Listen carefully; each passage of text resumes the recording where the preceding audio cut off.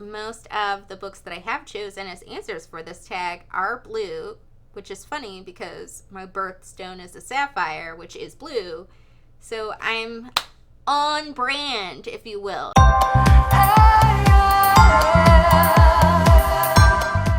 Hello everyone, it is Jazz here, and today I am finally back after a couple of weeks. I decided to take a little bit of a booktube / YouTube break, solely because I was super uninspired. Like every time I tried to film a video, I just thought it was hot garbage. So, I just thought maybe wait for some inspiration to come. And then secondly, I am back on my normal work schedule, so I have to change my days in terms of filming and editing videos, which is a little discombobulating sometimes. Anyway, I thought today I would do a book tag, and I'm going to do the birthday book tag because my birthday is on September 2nd. It is on Wednesday, and I thought, what a perfect time to do a birthday tag. This birthday book tag was created by Coffee, Cocktails, and Books. I will link you to the original video in the description, and let's jump into these birthday themed questions. Woohoo! Number 1, birthday cake, a book with a plot that seems cliche, but you adore it anyway. I decided that instead of going with a specific book, I would go with a subgenre of books because honestly, I don't feel like I read that many cliche plot books. But a subgenre that is by its nature, I think, semi-cliche is that I love fairy tale retellings or retellings of classic books. They are based on a previous work and thus are not intended to be totally original, but I adore pretty much everyone that I've read. There's not many that I have completed, at least, that I haven't enjoyed, that haven't been at least 4-star, 5-star books. Number 2, party guests.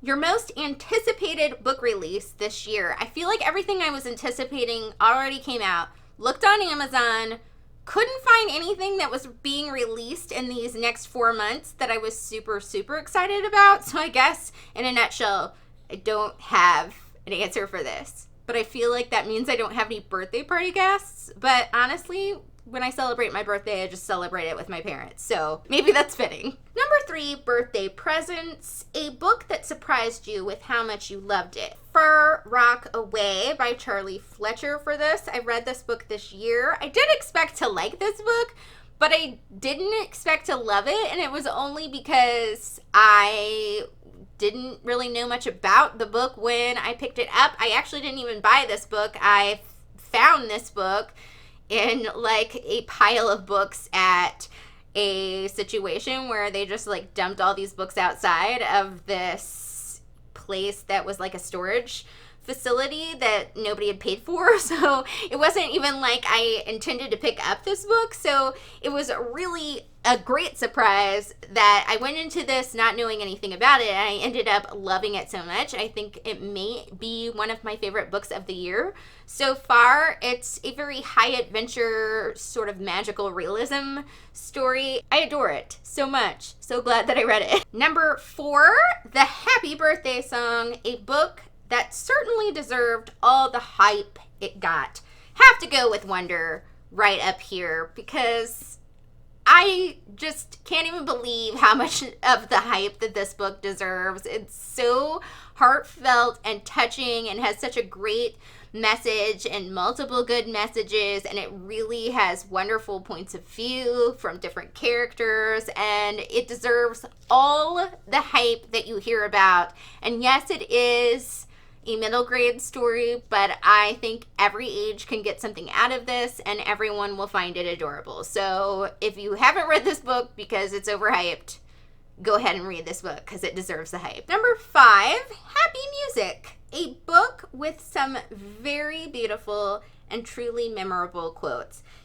I know that I have to include Anne of Green Gables by Ellen Montgomery, and pretty much every book tag, like I just can't help myself. It's my fandom, okay? But I have to go with Anne of Green Gables for this one. I mean, honestly, one birthday, I ended up getting this fabulous coloring book that is all Anne of Green Gables quotes to color. And, you know, we have true friends are always together in spirit. Life is worth living as long as there's a laugh in it. It's been my experience that you can nearly always enjoy things if you make up your mind firmly that you will. And of course, the standard, isn't it nice to think that tomorrow is a new day with no mistakes in it yet?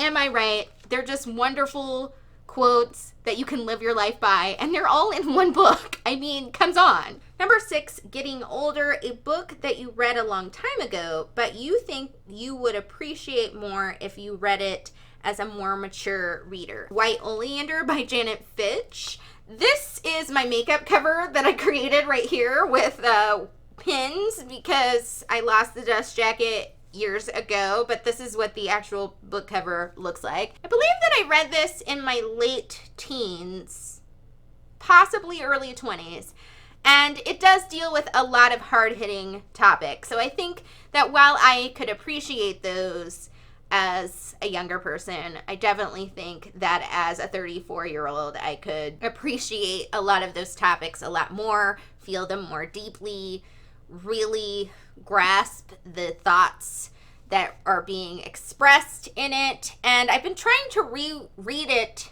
for years and I never get around to it. So hopefully within my 34th year, we'll get around to rereading White Oleander because I think it will just mean so much more to me. Last question, Sweet Birthday Memories, a book that kept you incredibly happy during a sad or demanding period of your life. For this, I'm going to, I think, go with A Curse So Dark and Lonely. I feel like this really did help me get through a situation where I started the book when I was going to be attending my grandfather's funeral. Woo, it's getting dark.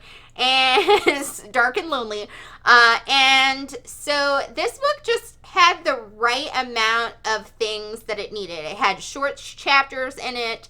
It had, you know, enough fantasy to feel like escapism to me. I also think that it had, you know, that fairy tale retelling element to it that I really love, as I've already previously said. So it did really, like, keep my spirits up. I would also say that Wonder did a similar thing for me at one point, because there was a point when all the floors in my house got, like, ruined by a leak, and they had to put all these industrial fans in there. And when you are somebody with a bunch of central nervous system issues like dyspraxia or ADD, the sound was very overstimulating and like really like getting me emotionally, like I wanted to cry like every day. I would just hide in my room and read Wonder and it would bring me joy. And thirdly, Anne of Green Gables always lightens my heart. There has been a reread in 2020 because woo, this is a year. You know what I mean? That was the birthday book tag. I hope you guys enjoyed all my little insights on all the little books that I mentioned here. Let me know in the comments not only what you thought of this video, but also when your birthday is, and I can wish you an early or late happy birthday in the comments.